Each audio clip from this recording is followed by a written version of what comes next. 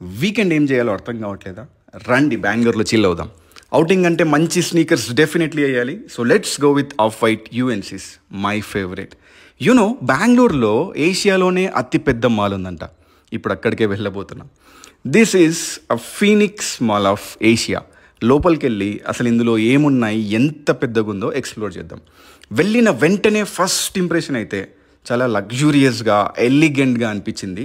I guess Dubai mall థీమ్లో దీన్ని construct చేసినట్లున్నారు.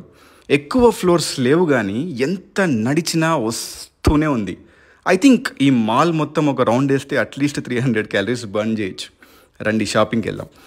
First అయితే Nike అవుట్లెట్కి వెళ్ళాం. ఇది చాలా పెద్దగా ఉంది కానీ కలెక్షన్లు అయితే అంతంత మాత్రంగానే ఉన్నాయి.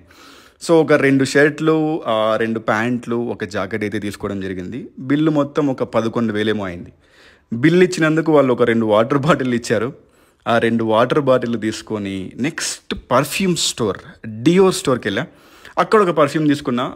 That costed me around 12,000. అక్కడ నుంచి ఇంకొక పర్ఫ్యూమ్ షాప్, ఇది నిష్ పర్ఫ్యూమ్స్ అనమాట. ఇందులో ఒక్క పర్ఫ్యూమ్ అట్లీస్ట్ 20,000 అయినా ఉన్నాయి. సో ఇందులో పర్ఫ్యూమ్ డి మ్యార్లీ అని నా ఫేవరెట్ బ్రాండ్ ఉంది.